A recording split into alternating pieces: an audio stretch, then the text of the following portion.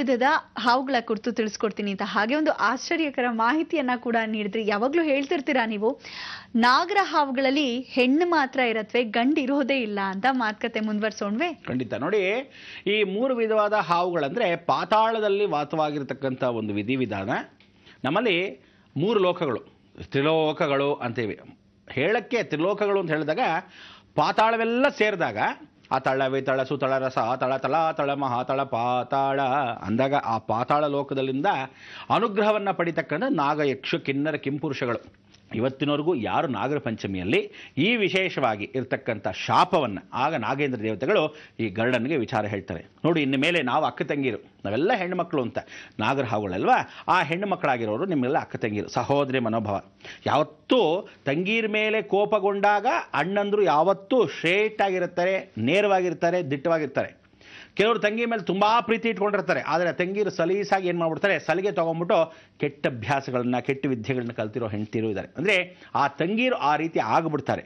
ಇವರಿಬ್ಬರು ಬಾಂಧವ್ಯ ಕೂಡ್ದು ಅನ್ನೋದು ಅಣ್ಣ ತಂಗೀರ ಬಾಂಧವ್ಯ ಯಾವಾಗ ರಕ್ಷಾಬಂಧನ ಕಟ್ಟಾಗ. ಇವಳು ಬಂದು ಅಲ್ಲಿ ರಕ್ಷಾಬಂಧನ ಕಟ್ತಾಳೆ, ರಕ್ಷಾಬಂಧನ ಅಣ್ಣನ ಕಟ್ತಾಳೆ ಶ್ರೇಯಸ್ಸನ್ನು ಕೋಡ್ಕೊಂಡು. ಆದರೆ ಇವಳ ಶ್ರೇಯಸ್ಸಿಗೋಸ್ಕರ ಅವನಲ್ಲಿ ಬರಬೇಕು. ಅದಕ್ಕೆ ಏನು ಮಾಡ್ತಾರೆ, ಇಂಥ ಒಂದು ನಾಗರ ಪಂಚಮಿಗೆ ಬೆನ್ನು ಹುಜ್ಜೋ ಹಬ್ಬ. ನಾವು ಬೆನ್ನು ಯಾಕೆ ಉಜ್ಕೊತೀವಿ ಅಂದರೆ, ಹಾಲನ್ನು ಆ ಬೆನ್ನು ಉಜ್ಜೋಕ್ಕೆ ನೀವಿಷ್ಟೇ ಕಾಮನ್ ಸೆನ್ಸ್, ತಲೆಯಿಂದ ಹಾಲನ್ನು ಆ ಬೆನ್ನು ಉಜ್ಕೊಂಡು ತಂಗಿ ಆದವಳು ಹಾಲು ಹಾಕಿ ಸ್ನಾನವನ್ನು ಮಾಡಿಸ್ತಾಳೆ. ಸ್ನಾನವನ್ನು ಮಾಡಿಸ್ತಕ್ಕಂಥದ್ದು ತಂಗಿ ಅಣ್ಣನಿಗೆ ಹಾಲು ಹಾಕಿ ಸ್ನಾನವನ್ನು ಮಾಡಿಸೋದು ಏನಕ್ಕೆ ಅಂದರೆ, ಹಾಲಿನಲ್ಲಿ ಬೆನ್ನು ಉಜ್ಜೋದಕ್ಕೆ ಏನಂದರೆ ವರ್ಟಿಬ್ರ, ಆ ಹಾವಿನ ರೂಪದಲ್ಲಿರ್ತಕ್ಕಂಥ ನಮ್ಮ ಬೆನ್ನು ಎಲ್ಮೂಳಲ್ಲಿ ತಲೆಯಿಂದ ಹಾವು ಕುಂಡಲಿನಿ ಶಕ್ತಿವರೆಗೂ ಆ ಹಾವು ಯಾವತ್ತಿದು ಶ್ರೇಯಸ್ಕರ. ಎಲ್ಲ ಅರಿಷಡ್ವರ್ಗಳ ಕಾಮ ಕ್ರೋಧ ಲೋಭ ಮೋಹ ಮದಮಾತ್ಸರ್ಯಗಳನ್ನು ಕಂಟ್ರೋಲ್ ಮಾಡ್ಕೊಳ್ಳಿ.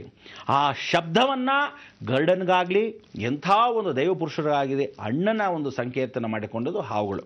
ಆಗ ಅವಳು ಹೇಳುತ್ತೆ, ನಿನ್ನ ತಾಯಿಗೋಸ್ಕರ ನಾವು ಕೇಳಿದಾಕ್ಷಣಕ್ಕೆ ಹೋಗಿ ಅಮೃತ ಕಲಶವನ್ನು ತೊಗೊಂಬಂದೆ, ದೇವಾನುದೇವತೆಗಳಿಗೆ ಎದುರು ಹಾಕ್ಕೊಂಡೆ, ಖಂಡಿತ ಆ ಋಣ ನನಗೆ ಬೇಡ, ನಾವೆಲ್ಲ ಹೊರಟು ಬಿಡ್ತೀವಿ ಅಂಥೇಳಿ ಮಧ್ಯದ್ವೀಪ ವಸುಂಧರ ಮಧ್ಯದ್ವೀಪ ಕೊಟ್ಟೋಗ್ತಾರಂಥವ್ರು. ಆ ಮಧ್ಯದ್ವೀಪಕ್ಕೆ ಹೊಟ್ಟೋದಾಗ ಹಾವುಗಳೆಲ್ಲ ಸೇರಿಕೊಂಡಿದ್ದು ಇದೇ ಪಂಚಮಿ ದಿವಸ. ಅದಕ್ಕೆ ನಾವುಗಳೇನು ಹೇಳ್ತೀವಿ, ವಾಹ ಹಾವುಗಳ ತ್ಯಾಗ ಮಾಡ್ತೀವೋ, ಈ ಪಂಚಮಿ ದಿವಸ ನಮ್ಮ ಭೂಲೋಕವನ್ನು ಮಧ್ಯಬ್ರಿಂದು ಸ್ವರೂಪದಲ್ಲಿ ಹೋಗಿ ಸೇರ್ಕೊಂಡ್ಬಿಟ್ವು. ಆದ್ದರಿಂದ ನಾವೆಲ್ಲ ಅದಕ್ಕೆ ನಮಸ್ಕರಿಸಿ ಕರಿಬೇಕು, ಆಹ್ವಾನ ಮಾಡಿ ಮತ್ತೆ ತವ್ರ ಮನೆಗೆ ಕರ್ಕೋಬೇಕು. ಅದಕ್ಕೆ ಹಾವುಗಳನ್ನು ಇವತ್ತು ಸ್ವಾಗತಿಸೋಕ್ಕೋಸ್ಕರ ನಾಗರ ಪಂಚಮಿ ದಿವಸ ವೈನುತ ಗರುಡನ ಮುಖಾಂತರ ಎಲ್ಲ ಹಾವುಗಳನ್ನು ಕರೆದು ಇವತ್ತು ನಾಗರ ಪಂಚಮಿನ ಆಚರಿಸ್ತೀವಿ. ಅವರು ಬಂದಾಗ ಆ ಬೆನ್ನಿಗೆ ಹಾಲು ಹಾಕಿ ಸ್ನಾನವನ್ನು ಮಾಡಿಸಿ ಪರಿವರ್ತನೆ ಮಾಡ್ಕೊತಾರೆ. ಆ ರೀತಿ ಮಾಡಿಕೊಂಡಾಗ ನಿಜಕ್ಕೂ ಹಾವುಗೂ ಇರತಕ್ಕಂಥದ್ದು, ಗರುಡ ಪಕ್ಷಿಗೂ ಇರತಕ್ಕಂಥ ಒಂದು ಸ್ನೇಹ ಬಾಂಧವ್ಯ, ಶತ್ರುಗಳಿಗೂ ಸರಿಯಾಗಿ ಅನುಗ್ರಹ ಸಿಗೋದೇ ನಾಗರ ಪಂಚಮಿ. ಅದಕ್ಕೆ ನಾಗಪಂಚಮಿ ಗರುಡ ಪಂಚಮಿ ಅಂತ ಆಚರಿಸ್ತಾರೆ. ಯಾರ್ಯಾರು ಭೂಮಿಯ ಮೇಲ್ವಾಸವಾಗಿದ್ದರು ಅವರೆಲ್ಲ ಗರುಡ ಪಂಚಮಿನ ಆಚರಿಸ್ತಾರೆ. ಯಾರ್ಯಾರು ಭೂಮಿಯ ಹೊರಭಾಗದಲ್ಲಿದ್ದರೂ ಅವರೆಲ್ಲ ನಾಗರ ಪಂಚಮಿ ಆಚರಿಸ್ತಾರೆ. ಅದಕ್ಕೆ ಏನು ಹೇಳ್ತಾರೆ, ಋಗ್ವೇದಸ್ಯ ಬ್ರಾಹ್ಮಣ, ಯಜುರ್ವೇದಸ್ಯ ವೈಶ್ಯ, ಸಾಮವೇದ ಕ್ಷತ್ರಿಯ, ಅಥರ್ವಣ ಶೂದ್ರ ಅಂತ. ಅದಕ್ಕೆ ಮೊದಲನೇದಾಗಿರ್ತಕ್ಕಂಥ ಬ್ರಾಹ್ಮಣ, ಎರಡನೇದಾಗಿರ್ತಕ್ಕಂಥ ಪರಿಪೂರ್ಣ ಅನುಗ್ರಹ ಕೊಡ್ತಕ್ಕಂಥವನು ಕ್ಷತ್ರಿಯ. ಅಂದರೆ 1, 3 ನೋಡಿ, ಬ್ರಾಹ್ಮಣ ಮೊದಲು, ಎರಡನೇದು ವೈಶ್ಯ, ಮೂರನೇದು ಕ್ಷತ್ರಿಯ, ನಾಲ್ಕನೇದು ಶೂದ್ರ ಅಂತ ಕರಿತೀವಿ. ಅದಕ್ಕೆ 1, 3 ಜ್ಞಾಪಕ ಇಟ್ಕೊಂಡು ತಲೆ ಇಟ್ಕೊಳ್ಳಿ. ಇವರೆಲ್ಲ ಗರುಡ ಪಂಚಮಿನ ಆಚರಿಸ್ತೀವಿ. ನಾವೆಲ್ಲ ಹಾಗೆ ಆಚರಿಸ್ತಕ್ಕಂಥ ನಾಗರ ಪಂಚಮಿನ ಆಚರಿಸ್ತಕ್ಕಂಥ 2 ಮತ್ತು 4 ಎಲ್ಲ ಶೂದ್ರಾದಿಗಳು ಅಂತ ಹೇಳಿ ದೂರ ತಳ್ಳಿಬಿಟ್ಟಿರ್ತಾರೆ. ಅಂದರೆ ಹಾವುಗಳಿಗೆ ನೀವು ನಿಜವಾಗ್ಲೂ ನಂಬ್ಕೊಳ್ಳಿ, ಧರ್ಮ ಅರ್ಥ ಕಾಮ ಮೋಕ್ಷ 4 ಫಲಗಳನ್ನು ಕೊಡ್ತಕ್ಕಂಥದ್ದು ಈ ಹಾವುಗಳು.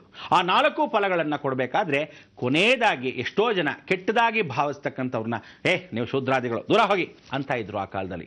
ಅದು ಬಹಳ ದೊಡ್ಡ ತಪ್ಪು. ಯಾಕೆ ಅಂತ ಇದ್ರು ಅಂದರೆ, ನಿಮ್ಗೆ ಯಾರು ಕುಲದೇವರಿಲ್ಲ, ನಿಮಗೆ ದೇವತೆಗಳಿಲ್ಲ, ನೀವು ಯಾರನ್ನೂ ಪೂಜೆ ಮಾಡೋ ಹಾಗಿಲ್ಲ. ಆಗೆಲ್ಲ ಅವ್ರು ಏನು ಮಾಡೋದು, ವೃಕ್ಷಗಳನ್ನ ಪೂಜೆ ಮಾಡೋರು, ನಾಗಲೋಕದಲ್ಲಿರ್ತಕ್ಕಂಥ ನಾಗದೇವತೆಗಳನ್ನ ಪೂಜೆ ಮಾಡೋರು. ಅದಕ್ಕೆ ಅವರೆಲ್ಲ ಕಾಡಲ್ಲಿ ವಾಸವಾಗಿದ್ದು ಅಂಥವ್ರಿಗೆ ಈ ನಾಗರ ಪಂಚಮಿ. ಸೊ ಎಲ್ಲ ಪಟ್ಟಣದಲ್ಲಿ ಮೇಲೆ ಇರತಕ್ಕಂಥವ್ರಿಗೆ ಗರುಡನ ಭಾಗ ಸೇರ್ತಕ್ಕಂಥವ್ರು, ಭೂಮಿ ಸೇರ್ತಕ್ಕಂಥ ಗರುಡ ಪಂಚಮಿ. ಸೊ ಎರಡೂ ಭಾಗದವರು ಸೇರೋದೇ ಈ ನಾಗರ ಪಂಚಮಿ ಹಬ್ಬದ ದಿವಸ. ಅದರಿಂದ ದಯವಿಟ್ಟು ಅಂದರೆ ಈ ದಿನ ಎಷ್ಟು ಒಗ್ಗಟ್ಟಿನ ದಿನ ಅಂದರೆ, ನೀನು ಬೇರೆ ನಾನು ಬೇರೆ ಅನ್ನೋ ಭಾವನೆ ಆ ಕಾಲದಲ್ಲಿತ್ತು. ಇಲ್ಲ, ನಾವೆಲ್ಲ ಒಂದೇ ಅನ್ನೋ ಮನೋಭಾವನೆ ನಮ್ಮಲ್ಲಿರೋಕ್ಕೆ ಈ ನಾಗರ ಪಂಚಮಿನೂ ಕಾರಣವಾಗುತ್ತೆ. ಈ ಗಂಡು ಹೆಣ್ಣು ಆ ಆಕರ್ಷಣಾ ಗ್ರಹವನ್ನು ಸೇರಿದಾಗ ಸಂತಾನ ಅಭಿವೃದ್ಧಿ. ಈ ಸಂತಾನ ಅಭಿವೃದ್ಧಿ ಆಗ್ತಕ್ಕಂಥದಕ್ಕೆ ಏನು ಕಾರಣ? ಗಂಡು ಹೆಣ್ಣಿನ ಆ ಒಂದು ಸಂಗಮ ಪರಿಪೂರ್ಣ ಕೊಡ್ತಕ್ಕಂಥ ನಾಗ ಸ್ವರೂಪದಲ್ಲಿ ನಾಗರ ಪಂಚಮಿಗೆ ಯಾರು ಏನು ಕೇಳಿಕೊಂಡ್ರು ಸರ್ವಕಾರ್ಯ ಸಿದ್ಧಿಯನ್ನು ನೆರವೇರಿಸ್ತಕ್ಕಂಥದ್ದೇ ನಾಗರ ಪಂಚಮಿಯ ನಾಗದೇವತೆಗಳು. ಇದಕ್ಕೆ ಪಂಚಮಾಶುದ್ಧಿ ಅಂದರೆ 5 ದಿವಸಗಳ ಅನುಗ್ರಹವನ್ನು ಕೊಡ್ತಕ್ಕಂಥದ್ದು. ಇವತ್ತಿನಿಂದ 5 ದಿವಸಗಳ ಕಾಲ ಹಾವುಗಳು ತನಿ ಏರಿತಕ್ಕಂಥ ವಿಚಾರ. ಎಲ್ಲರೂ ಚೌತಿಗೆ ಹೋಗಿರ್ತಿ, ನಾವು ನಾಗರ ಪಂಚಮಿಗೆ ಇರೋಲ್ಲಪ್ಪ ಅಂತ, ಇದೆಲ್ಲ ಶೋ ಆಫ್. ಯಾವ ನನ್ನ ಮಗ ಹೇಳಿದ್ನೋ ಗೊತ್ತಿಲ್ಲ. ಆದರೆ ನಿಜವಾಗ್ಲೂ ಹೇಳ್ತೀನಿ, ಚೌತಿಗೆ ಗಣಪತಿ ಹಬ್ಬಕ್ಕೆ ಹೋಗಿ ಹುತ್ತಕ್ಕೆ ಹಾರಿಯೋದು, ನಾಗರಹಾವಿಗೆ ಹಾರಿಯೋದು ಯಾರು ಹೇಳಿದವರು? ಇದನ್ನು ಏನೇನಂದರೆ ಚೇಂಜ್ ಮಾಡ್ಕೊಂಬಿಡೋದು ನಮ್ಮ ಅನುಕೂಲಕ್ಕೆ. ಕೆಲವರೆಲ್ಲ ಏನು ಮಾಡ್ತಾರೆ ಅಂದರೆ, ರೀ ನಾವು ಅವರು ವರಮಹಾಲಕ್ಷ್ಮಿ ಹಬ್ಬ ಈ ವಾರ ಮಾಡ್ಕೊಳಕ್ಕಾಗಿಲ್ಲ, ನನ್ನ ಹೆಂಡತಿ ಈಚೆ ಆಗ್ಬಿಟ್ಟಿದ್ಲು, ಸರಿ ಒಂದು ಕೆಲಸ ಮಾಡೋಣ ಅಂದ್ಬಿಟ್ಟು ಮುಂದಿನ ವಾರ ಮಾಡ್ಕೊಂಬಿಡೋಣ ಅಂತಿದ್ವಿ. ಏನು ಇವ್ರ ಅನುಕೂಲಕ್ಕೆ ವರಮಹಾಲಕ್ಷ್ಮಿ ಇವತ್ತು ಹುಟ್ಟೋಳು ನಾಳೆ ಎಷ್ಟು ವೀಕ್ ಹುಡ್ತಾಳೆ? ಏನು ಪೇದ್ದುಗಳ್ರಿ ನೀವೆಲ್ಲ.